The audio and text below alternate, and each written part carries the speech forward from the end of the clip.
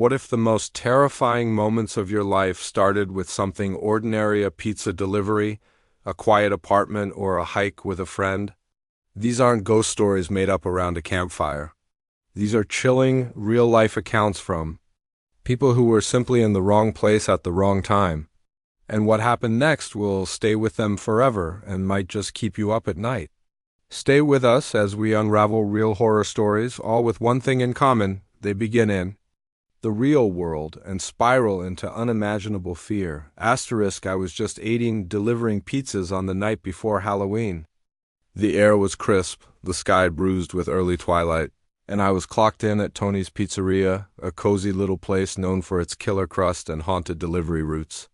Jake, my boss with a permanent greasy smirk and eyes that never quite smiled, handed me an extra-large pizza and said, "Make it there in 10 minutes or less, or the demons come out to play." He laughed. I didn't. The address on the slip? A neighborhood on the edge of town, the kind of place where streetlights flicker and you swear trees move just out of sight. I shook it off, turned up the music, and hit the road. But the deeper I drove, the darker everything became. My headlights barely lit the way as I reached the house, old, leaning like it had secrets. Only one window glowed dimly. An old woman answered the door. Gray bun, faded nightgown, sharp eyes. She paid in slow, clinking coins like something out of a fairy tale gone wrong. But then behind her a man appeared, messy beard, sunken eyes. His presence tightened the air. "Who's this?" he barked. "Just pizza," I stammered. She calmed him down and I made my escape. Also, I thought. Later that night, near the end of my shift, another delivery came in. Same house, my gut twisted. But money's money, and I returned. This time he opened the door alone. "Hope you brought more than pizza," he grinned.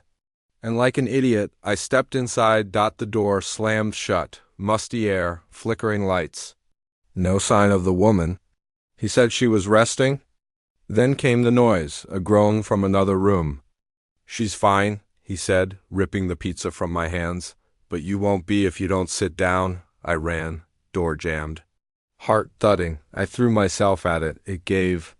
I sprinted to my car, fumbled the keys, peeled away like hell was. On my tail, back at the pizzeria, I collapsed in a heap. I never delivered to that house again. Halloween came and went. But that night, it never left me. The stranger with the spare key, Portland, Oregon. 2023. I live alone on the second floor of a divided house from the 1920s. You know the kind. Creaky hardwood, paper-thin walls, a porch that groans in the rain. Only 2 people have keys, me and my sister Danny. Danny crashes at my place whenever. She and her boyfriend fight. So when I heard the deadbolt turn just after 2 a.m., I wasn't alarmed. I muttered, half asleep, "Pad thai's in the fridge," and drifted off. At 5, I woke up to my phone buzzing. Oddly, the camera app was open-pointed at my sleeping face. A 42-second video sat in my gallery. I watched, heart sinking. It was me asleep, but at the 41-second mark, the phone lifted. Like someone else was holding it. I called Danny. She hadn't come over. She was still at her boyfriend's. Panic hit me. I checked every lock. Front door, secure. Windows, locked. But the back stairwell door creaked open with a gentle push. And there, on the top wooden step, a muddy footprint. Much too big for Danny's shoes. I asked the landlord for security footage. At 2:11 a.m., a tall man in a black raincoat slipped through the front door, used a silver key to unlock my apartment, and entered. He stayed 5 minutes. He left, wiped the doorknob, and disappeared into the night. The police said it wasn't technically a break-in. No forced entry, they said. I changed the locks, both alarms. Slept with one eye open. I still don't know who he was, but the next week, the motion light flared at 2 a.m., and I didn't check the footage because part of me already knew. Asterisk, the lockdo beneath the gym. Asterisk, San Antonio, Texas. I've worked the night shift as a janitor at a gym since 2019, mostly peace and quiet. But there's one thing that never sat right. The stairwell at the back. It leads to a heavy door always. Locked. They lost the key, apparently. Just an old storage room, they said. Until one night in August 2022, I heard banging. Deep, steady, coming from that locked door, one knock every second. Then silence, I shrugged it off. 15 minutes later, more banging. Louder, I stood at the top of the stairs, frozen. The noise stopped when I arrived. Next day, we got a locksmith. When we opened the door, it revealed ... Nothing, just an empty, dusty room. No sign of life, no explanation. Weeks passed. Then in October, it came again. More violent. More desperate, I grabbed a metal bar and opened the door again. Still empty ... but others heard it too. One night, a coworker saw the door shaking like someone was trapped inside. But when we reached it ... nothing. Now, even during daylight, no one goes near that stairwell. But sometimes, when the gym's empty, the banging comes again. And no. One wants to be the one to open the door. The Disappearing House, parted July 4th, 2022.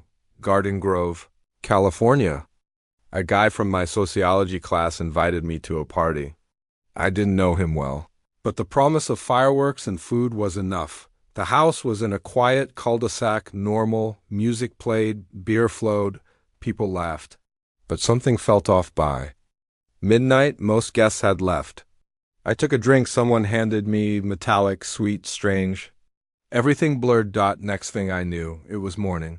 The house was empty, no music, no furniture, no people. My phone and wallet, gone. Outside, my car was missing. The house looked abandoned.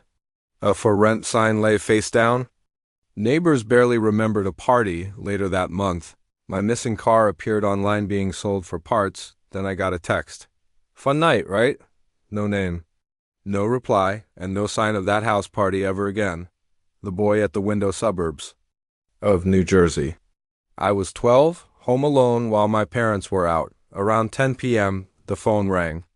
A muffled voice whispered vile things I couldn't even repeat. Then tapping on my window. It was Todd, the neighborhood boy. But he wasn't being his usual annoying self. He looked different, dangerous. He pounded harder. I backed away, shaking. He disappeared around the house. I locked everything and waited in silence, every second dragging on. Finally, headlights. My parents. I told them everything. They called his parents. He was home all night. They said, but I know what I saw, and I never felt safe home alone again. Asterisk the hiker who never should have taken the side trail. Asterisk Eagle Creek Trail, Oregon, 2018. My friend Mark and I were hiking to Tunnel Falls. Beautiful. Weather, forest trails, peace. Then we took a detour. A narrow side path. I slipped. Hit my head. I woke up bound and blindfolded. A man said, "Stay quiet or you'll end up like your buddy." Eventually I saw Mark tied up, bleeding. The man filmed us, told us to pose. When he turned his back, I cut Mark loose. We ran. Gunshots cracked behind us. We found a ranger the next day. But when police searched ... there was nothing, no man, no camp. No camera. Just tire tracks and an open case file. Call to action. Real horror doesn't always wear a mask or carry a chainsaw.